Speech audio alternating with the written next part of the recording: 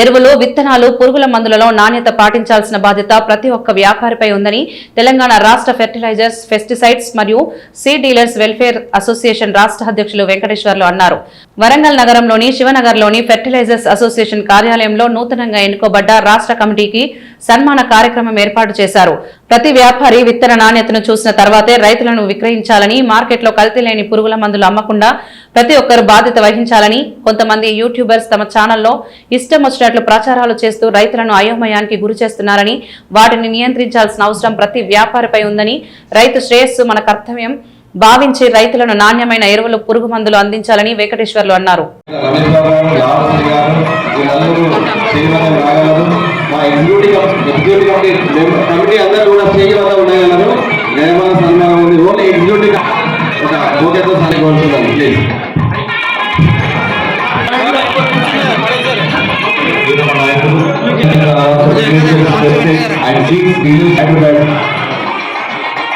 తెలంగాణ రాష్ట్ర అధ్యక్షుడు నాగుల వెంకన్న గారి చంద్రుడితో నోటిపోగులాగా వారికి విశ్వాలతో ప్రత్యేకమైనటువంటి ధన్యవాదాలు తెలియజేస్తున్నాను.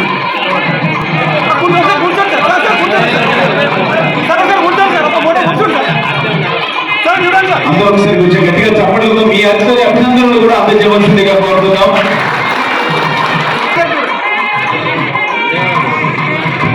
ఎగ్జిక్యూటివ్ బాడీ వాళ్ళందరూ కూడా వేదికపైకి రావాల్సింది.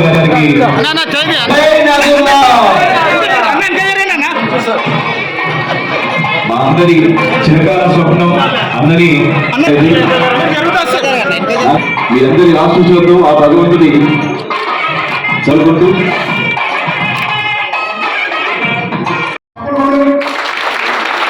అంటే నేను ఎంతకంటే ఉదాహరణ చెప్తాను. ఒక మహిళ ఎంత ఎంత కష్టం ఉంటుంది, ఎంత ఇబ్బంది ఉంటుంది. కాబట్టి ఏమవుతాడు మన సమస్యలను మనం మాట్లాడుకుందాం. ఇప్పుడు సంతోషకరమైన విషయం మనందరూ సన్మానం చేసే విషయం కాబట్టి మనకందరూ సంతోషించే అందరం కూడా సంతోషంగా నడుపుదాం. ఆయన సాటి మీరు అందరూ సంతోషంగా ఉండాలని కోరుకుంటూ నాకు 2 నిమిషాలు ఇచ్చిన్నారు. సార్ ఆర్గనైజింగ్ సెక్రటరీ పల్లనారాయణ రెడ్డి గారిని మాట్లాడాల్సిందిగా కోరుతున్నాం.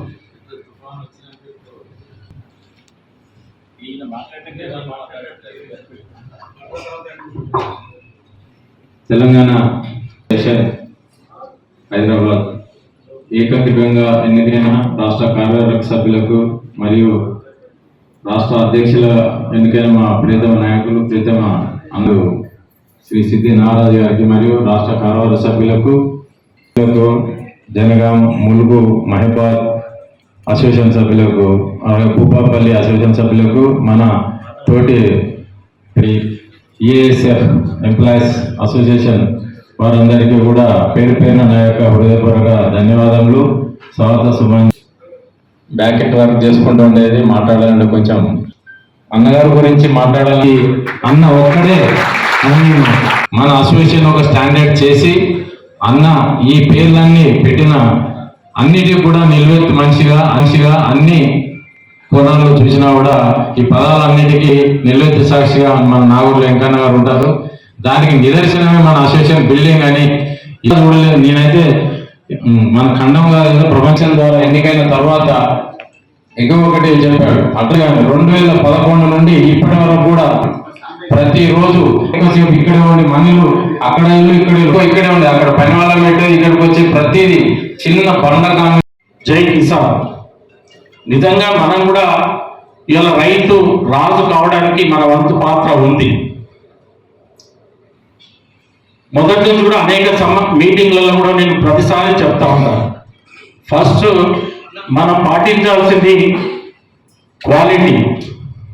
ఆ క్వాలిటీ విషయంలో మనం ఎక్కడ కూడా కాంప్రమైజ్ కావద్దు.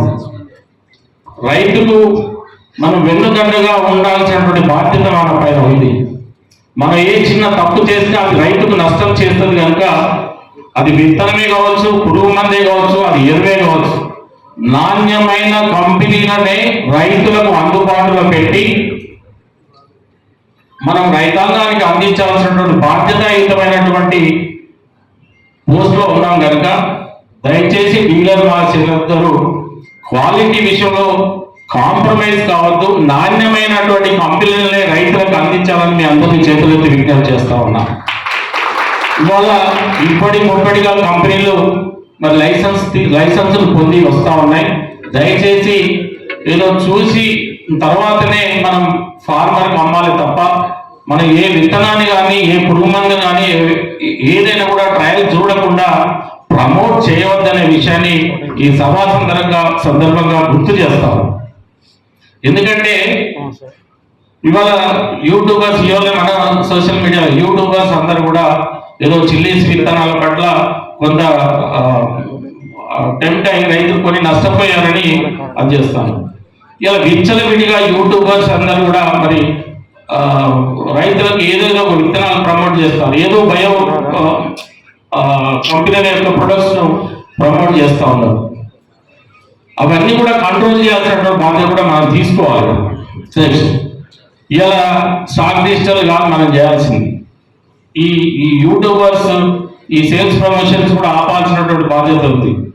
నువ్వు నీ కంపెనీ ప్రొడక్ట్ మంచిదైతే నువ్వు రైతులకు ట్రయల్స్ ఇచ్చి రైతాంగానికి చూపించి డీలర్లకు చూపించి ప్రమోట్ చేసుకోవాలి తప్ప ఎవరికి చూపించకుండా ఎవరు చూడకుండా విచ్చలవిడిగా ఎవరి విత్తనాలు వారే మరి అమ్ముకోవడం అనేది మరి సరైనటువంటి పద్ధతి కాదు. కనుక దయచేసి యూట్యూబర్స్ పట్ల కూడా మనం అప్రమత్తంగా ఉండి జాగ్రత్తగా రైతుల పట్ల మనం జాగ్రత్తలు తీసుకోవాల్సినటువంటి బాధ్యత మన పైన ఉందనే విషయాన్ని కూడా ఈ సభా సందర్భంగా గుర్తు చేస్తాం.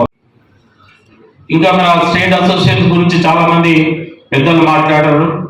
దాన్ని మండల స్థాయి నుంచి జిల్లా స్థాయి నుంచి రాష్ట్ర స్థాయి వరకు కూడా కొంత కమిటీలను పటిష్టం చేయాల్సినటువంటి పరిస్థితి ఉంది. అవన్నీ కూడా జిల్లాల వారీగా ఇంకా పూర్తి చేయాల్సినటువంటి అవసరం ఉంది.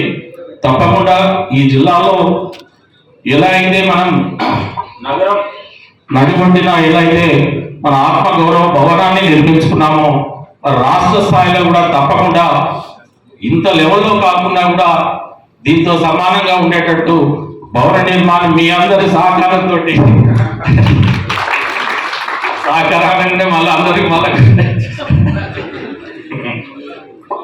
అయితే తప్పకుండా మరి నిర్మించుకోవాల్సినటువంటి అవసరం ఉంది.